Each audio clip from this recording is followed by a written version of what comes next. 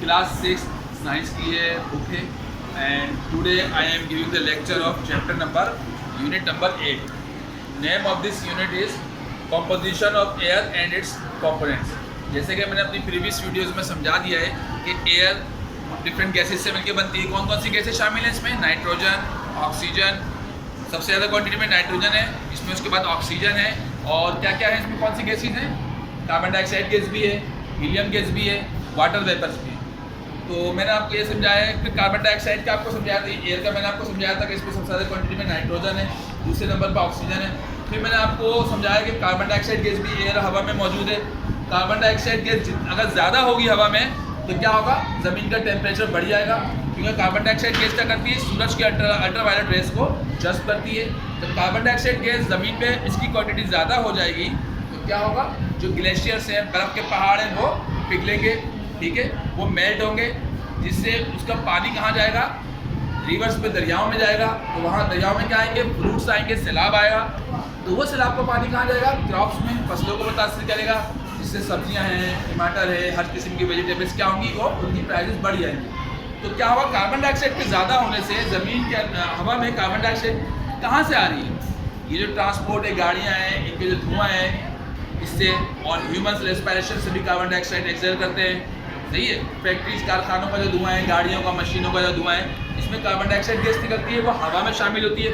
जब अगर रोडों पे गाड़ियाँ ज़्यादा हो जाएंगी तो इसका मतलब है ज़्यादा धुआं निकलेगा, तो वो कार्बन डाइऑक्साइड की सूरत में हवा में शामिल होगा। हवा में कार्बन डाइऑक्साइड की क्वांटिटी बढ़ जाएगी तो वो जो है हमारे एनवायरनमेंट के लिए नुकसानदेह। तो कार्बन डाइऑक्साइड को कम करने के लिए क्या करना पड़ेगा? ज़्यादा से ज़्यादा दरख्त लगाने पड़ेंगे, प्लांट्स। प्लांट्स पौधे क्या करते हैं? दरख्त कार्बन डाइऑक्साइड गैस जस्ट करते हैं और उसके बदले हमको ऑक्सीजन गैस देते हैं, ठीक है। तो कार्बन डाइऑक्साइड को कम करने के लिए ज़्यादा प्लांटेशन करनी पड़ेगी, दरख्त लगाने चाहिए।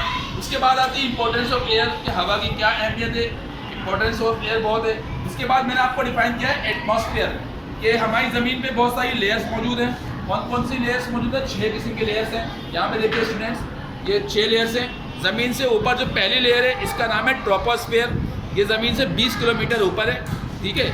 और इससे ऊपर ओजोन की लेयर है। जो एरोप्लेन से हवाई जहाज वो ट्रोपोस्फेयर की हाइट तक जाते हैं, उससे ऊपर नहीं जाएंगे। उसके ओजोन से ऊपर है हमारे पास स्ट्रेटोस्फेयर, ये ज़मीन से 50 किलोमीटर ऊपर है।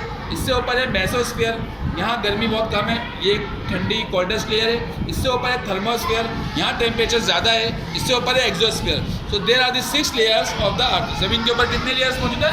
6। और लेयर किसकी बनी होती है? बहुत सारी गैसेस की बनी होती है, ठीक है। लेयर का फ़ायदा ये है कि सूरज की जो अल्ट्रावायलेट रेज है वो ज़मीन तक पहुँचने में एक रुकावट पैदा करती है, रेजिस्टेंस पैदा करती है। तो इसीलिए कहा जाता है दरख्तों को ज़्यादा से ज़्यादा लगाएं। अगर कार्बन डाइऑक्साइड की गैस क्वांटिटी हवा में ज़्यादा हो जाएगी तो क्या होगा? इससे पॉल्यूशन होगी। जो लेयर है उसमें छेद होंगे, सुराख होंगे। तो लेयर में जब छेद होंगे, सुराख होंगे, तो क्या होगा? सूरज की अल्ट्रावायलेट रेज वो ज़मीन तक पहुँच जाएंगी, तो ज़मीन का टेम्परेचर बढ़ जाएगा। तो क्या नुकसान होगा? ग्लेशियर्स पिघलेंगे, पहाड़ बर्फ के मेल्ट होंगे, इसका पानी कहाँ जाएगा? दरियाओं में जाएगा। दरियाओं में क्या आएगा? सैलाब आएगा। सैलाब का पानी कहाँ जाएगा? फसलों में, क्रॉप्स पे जाएगा। तो लाजमी सब्जियाँ जो हैं वो महंगी हो जाएंगी। तो इसका इफेक्ट बहुत ज़्यादा है, इससे ग्लोबल वार्मिंग पैदा होगी, ठीक है। तो ज़मीन से ऊपर कितनी लेयर्स है? 5 लेयर्स है। पहली लेयर का नाम है ट्रोपोस्फेयर, दूसरी लेयर है ओजोन, तीसरी है स्ट्रेटोस्फेयर, 4th लेयर है मेसोस्फेयर, 5th है थर्मोस्फेयर और 6th है एक्सोस्फेयर। तो आज का लेक्चर इतना ही स्टूडेंट्स, इसको अच्छे से याद करिएगा। So kindly don't forget to hit the bell icon, like and subscribe my video and write your comments in the comment box.